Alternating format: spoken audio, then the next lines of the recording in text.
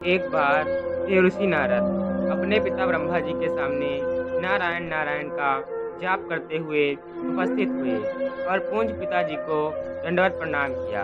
नारद जी को सामने देख ब्रह्मा जी ने पूछा, नारद, आज कैसे आना हुआ?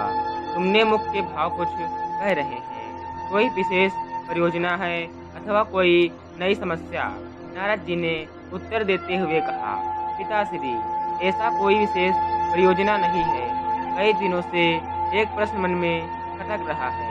आज आपसे इसका उत्तर जानने के लिए उपस्थित हूँ। तो फिर विलंब कैसा? मन की शंकाओं का समाधान शीघ्र से कर लेना ही ठीक रहता है। इसलिए निसंकोच अपना प्रश्न पूछो। ब्रह्मा जी ने कहा, पिताश्री, आप सारे सृष्टि के परम पिता हैं। देवता और दानव आप ही की संतान हैं। भक्ति और ज्ञान में देवता श्रेष्ठ हैं, तो ये शक्ति तथा तपाचरण में दानव श्रेष्ठ हैं। परंतु मैं इस प्रश्न में उलझा हुआ हूँ कि इन दोनों में कौन अधिक श्रेष्ठ है, और आपसे देवों को स्वर्ग और दानवों को पाताल लोक में जगह दी। ऐसा क्यों? इन्हीं प्रश्नों का उत्तर जानने के लिए मैं आपकी शरण में आया हूँ। नारद जी ने ब्रह्मा जी से अपना प्रश्न बताते हुए कहा। नारद का प्रश्न सुना ब्रह्मदेव बोले, नारद, इस प्रश्न का उत्तर देना तो ठीक है, और इसका उत्तर मैं नहीं दे पाऊंगा, क्योंकि देव और दानव दोनों ही मेरे पुत्र हैं एवं आपने ही दो पुत्रों की तुलना अपने ही मुख से करना उचित नहीं होगा। इसलिए फिर भी तुम्हारे प्रश्न का उत्तर ढूंढने में मैं तुम्हारी सहायता कर सकता हूँ। तुम आज ही देवों और दानवों दोनों को मेरी ओर से भोजन का निमंत्रण भेजो।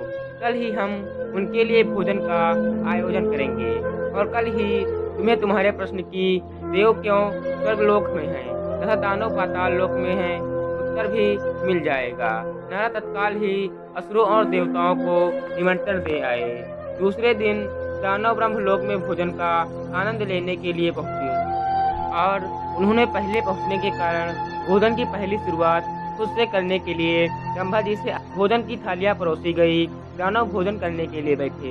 वे भोजन शुरू करने ही वाले थे कि ब्रह्मा जी के हाथ में कुछ लकड़ियां लेकर उनके समक्ष उपस्थित हुए, और उन्होंने कहा, आज के भोजन की एक छोटी सी शर्त है।